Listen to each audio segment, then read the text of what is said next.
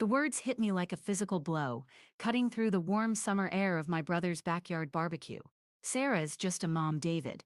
What would she know about real success?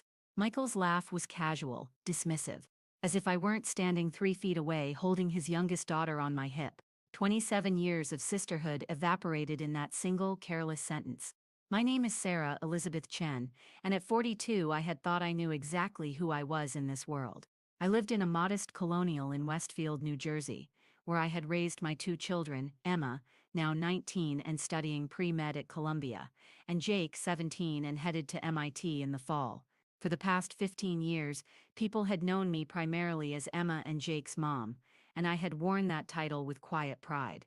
What they didn't know, what even my own brother didn't know, was that behind the PTA meetings and soccer carpools, I had been methodically building something that would change all our lives.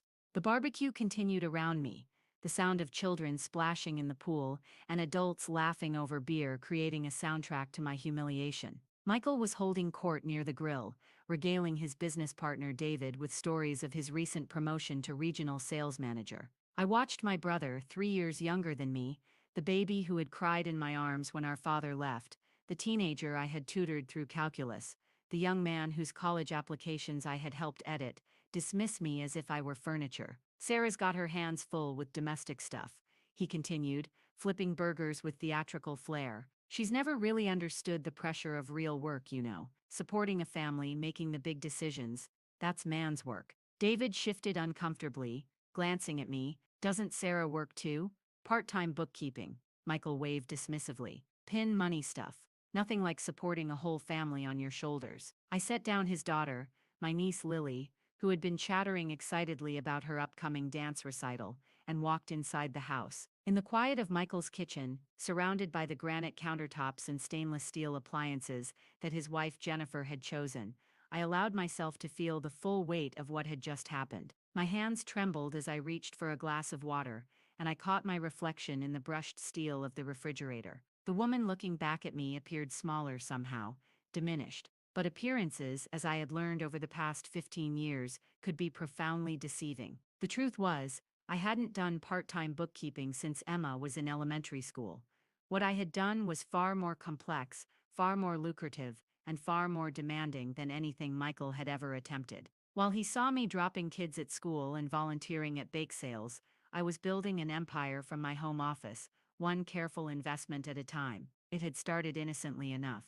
After my divorce from Tom when Emma was 4 and Jake was 2, I found myself with the economics degree I hadn't used in years, 2 small children, and a fierce determination never to be financially vulnerable again. I began with small freelance accounting jobs, working after the children went to bed, slowly building a client base. But numbers had always spoken to me in ways that people sometimes didn't, and I began to notice patterns, inefficiencies in small businesses, opportunities that their owners couldn't see. I started small, offering consulting services. A restaurant that was hemorrhaging money due to poor inventory management. A construction company that was bidding jobs incorrectly. A tech startup that had no understanding of cash flow. Word spread quietly through the business community about the woman who could diagnose problems that expensive consulting firms missed, who charged fair prices and delivered results that transformed bottom lines. By the time Emma was 10, I wasn't just solving problems, I was preventing them. I had developed proprietary software that could predict market fluctuations in specific industries, identify investment opportunities, and optimize operational efficiency in ways that saved my clients millions. The part-time bookkeeping had evolved into C&E Analytics, named for my children, a firm that Fortune 500 companies quietly contracted when they needed solutions their own teams couldn't provide. I had been deliberate about maintaining my cover. I worked from home, scheduled calls during school hours, and never spoke about my work at family gatherings. When people asked what I did, I said I helped small businesses with their books. It wasn't technically a lie, though it was like calling Einstein a math teacher. The modest house, the practical car, the careful budgeting for family expenses, all of it was real. What no one knew was that I could have afforded much more. Every extra dollar went into investment portfolios that had grown exponentially over the years, creating a financial foundation that would secure my children's futures and eventually help the people I loved most, including Michael. Standing in his kitchen that day, I thought about the conversation we'd had 18 months earlier. He had called me, panic in his voice, explaining that his mortgage company was threatening foreclosure. His wife Jennifer had been battling cancer. The medical bills were overwhelming, and his sales commissions had dropped during her treatment. He needed help desperately, and he had nowhere else to turn. I hate to ask, he had said, his voice breaking over the phone. But you know how these banks are. They don't care about families, about people going through hell. I just need someone to co-sign, maybe help with a few payments until Jennifer's better and I can get back on track. I hadn't hesitated. Within a week, I had quietly arranged for his mortgage to be paid in full, not just the overdue payments, but the entire remaining balance of $340,000. I had structured it through a trust so that it appeared to come from a family assistance program, knowing that Michael's pride would never allow him to accept such a gift directly from his sister. To him, it looked like he had qualified for some kind of hardship relief. He never questioned it too deeply, too grateful and too overwhelmed with Jennifer's treatment to investigate the details. Jennifer had recovered fully. Michael's career had gotten back on track, and they had purchased the new furniture, the upgraded appliances, the family vacation to Disney World. At family gatherings, he would talk about how they had turned the corner, how his hard work and determination had pulled them through their darkest hour. I would smile and nod, asking about Jennifer's health, playing with their children, maintaining the fiction that I was just the supportive sister who had offered moral support during their crisis. Now, listening to him dismiss me as someone who had never understood real work or the pressure of supporting a family, I felt something crystallize inside me. It wasn't anger, exactly. It was something colder, more precise. It was clarity. I returned to the backyard, where the conversation had moved on to sports scores and weekend plans. I spent the rest of the afternoon playing with my nieces and nephew, helping Jennifer with the dishes, listening to my mother discuss her garden club activities. I was present, engaged, and utterly calm. But beneath that calm surface, I was making decisions. That evening, after returning home to my quiet house, Emma was at summer orientation at Columbia, and Jake was at science camp. I sat in my home office and began making phone calls. The first was to my attorney, Harold Goldstein, who had handled the legal structure of my business for over a decade. Harold, I need you to dissolve the trust that handled the Morrison mortgage payment, I said, referring to Michael by his surname as we always did in business contexts. Sarah, that trust was designed to be permanent, Harold replied carefully. Unwinding it will create significant tax implications for all parties involved, and it will make the source of the funds transparent. Are you sure you want to do this? I'm sure, I said. And I want full documentation of the transaction provided to Michael Morrison within 30 days. Make sure he understands exactly where the money came from, when it was paid, and what the current fair market value of that gift would be. Harold was quiet for a moment.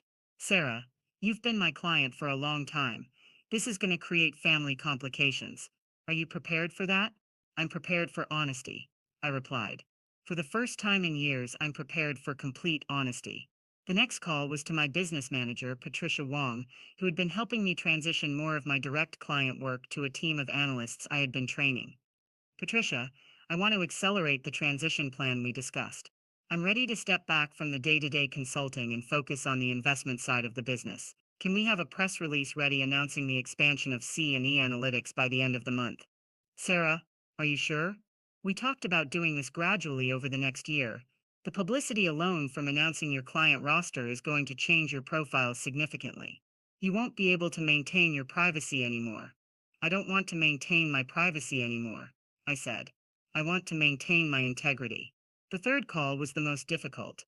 I dialed my mother's number, knowing that she would be hurt by what I was about to tell her, but knowing that she deserved to hear it from me first. Mom, I need to tell you something about Michael's mortgage situation last year, I began. Over the course of 3 weeks, my carefully constructed world of anonymity crumbled with the precision of a controlled demolition. The trust dissolution papers arrived at Michael's house on a Tuesday morning. The press release announcing C and E Analytics and its client roster, including 2 Fortune 500 companies and 3 major hedge funds, was picked up by the Wall Street Journal on Thursday. By Friday, I had received interview requests from 3 business magazines and an invitation to speak at a conference on women in finance. Michael called on Saturday morning. I was in my garden, deadheading roses and enjoying the early summer sunshine when my phone rang. Sarah. His voice was strange, tight. We need to talk. I'm listening, I said, continuing to work with my pruning shears. I don't understand these papers. They're saying that you paid off our mortgage? That can't be right. It's right, I said simply. The silence stretched between us. I could hear Jennifer in the background asking what was wrong and the sound of children playing. But how? You don't have that kind of money. You're just a mom? I finished for him. Another silence. This one was longer. Sarah, I don't understand. If you had this money, if you've been doing this work, why didn't you tell us? Why the secret? I set down my pruning shears and sat on my garden bench, looking out at the flower beds I had planted and tended for over a decade. Because I didn't need you to know. I didn't need recognition or credit or acknowledgement. I needed to be able to help the people I loved when they needed help, and I needed to be able to do it without anyone's ego getting in the way. But Sarah, I helped you because you're my brother, and because Jennifer needed surgery, and because your children needed stability. I did it quietly because I knew you needed to feel like you had handled your own crisis, like you had been the one to save your family. I was happy to let you have that dignity. My voice remained calm, but I could hear the edge creeping in. What I didn't expect was to be dismissed as someone who had never done anything meaningful, who had never understood real responsibility. I didn't expect to be treated like a decoration at family gatherings. I never meant. You meant exactly what you said, Michael. The problem isn't that you said it. The problem is that you believed it. After everything we've been through together, you believed that I was less capable, less intelligent, less valuable than you because I chose to be present for my children's lives. I stood up, brushing dirt from my hands. The trust is dissolved. According to current property values, the gift I gave you is worth approximately $390,000. I don't want it back. It was freely given, but I want you to understand exactly what it was. Sarah, please. I'm sorry. I was being stupid, showing off. You know how I get around other guys. I know exactly how you get, I said, and I'm tired of making excuses for it. After I hung up, I sat in my garden for a long time, watching the bees work among the lavender. There was no satisfaction in what I had done, no sense of triumph. There was only the quiet recognition that some betrayals are so fundamental that they require fundamental responses. Over the following months, my life changed in ways both dramatic and subtle. The business magazine interviews led to speaking engagements, which led to board positions with two nonprofit organizations focused on financial literacy for women. Emma called from Colombia, excited that her friends had found articles about her mother online. Jake, initially mortified that his mother was becoming famous, eventually admitted that it was pretty cool that she had been secretly running a major consulting firm. Michael and I maintained a cordial relationship, but something essential had shifted between us. He made efforts to include me in business conversations at family gatherings, to ask my opinion on financial matters, to acknowledge my expertise, but his deference felt forced, performative, as if he were following a script rather than expressing genuine respect. I began to understand that some relationships can survive betrayal, but they cannot survive the loss of fundamental assumptions about who people are. Jennifer, perhaps surprisingly, became an unexpected ally. She called me one afternoon in late August, asking if we could meet for coffee. I need to apologize, she said, settling into the chair across from me at our local cafe. I knew. Knew what? I knew you had money. Real money. I've watched you for years, Sarah. The way you never seemed stressed about expenses, the way you could always contribute to gifts or family events without thinking about it, the quality of Emma and Jake's clothes, their extracurricular activities. I knew you were doing better than you let on. She stirred her latte, not meeting my eyes, and I let Michael dismiss you anyway. I let him think he was the only one in the family who had real responsibilities, real pressures. I was grateful for your help, but I was also jealous of how easy you made everything look. I wanted to believe that you didn't understand what we were going through. Why are you telling me this?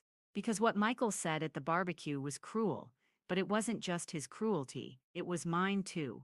I could have stopped him. I could have defended you. I chose not to because it was easier to let you be the family's supporting character than to acknowledge that you might be the most successful person in the room. Jennifer's honesty was more valuable to me than Michael's awkward attempts at redemption.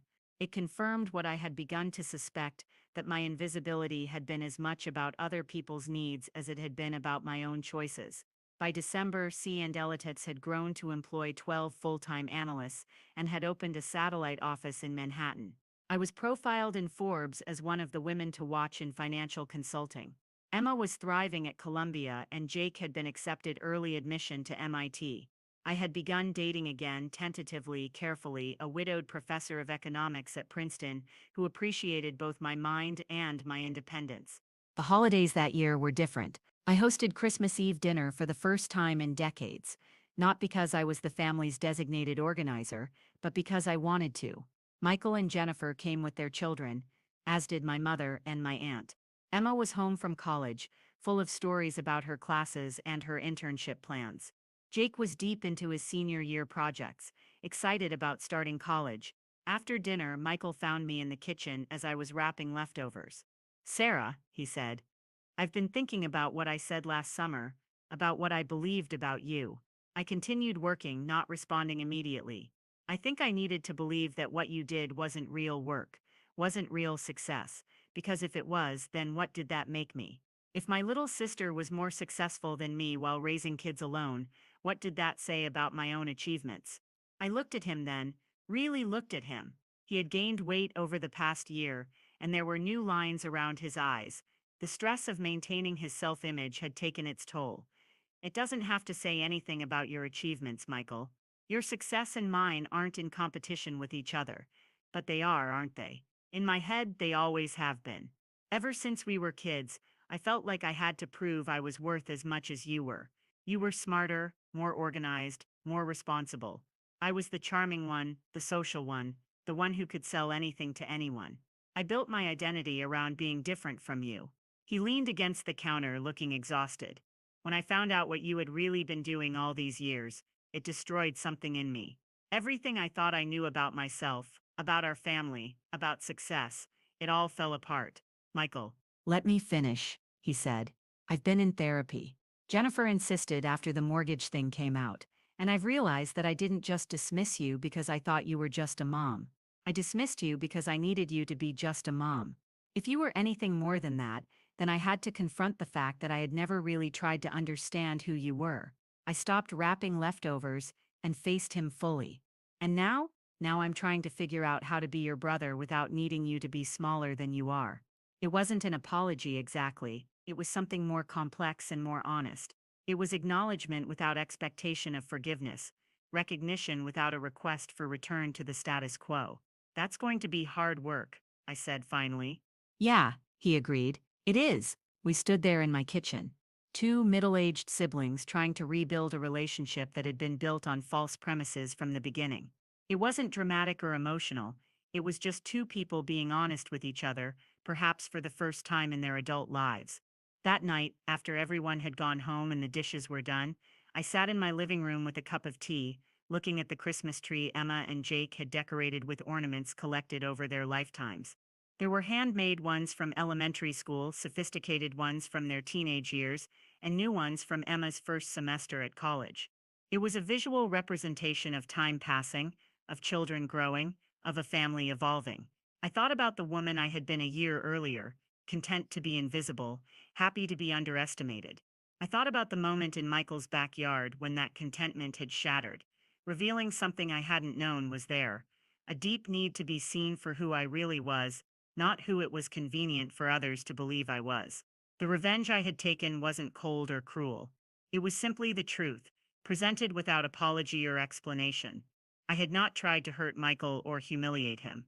I had simply refused to continue protecting him from the reality of who I was and what I had accomplished.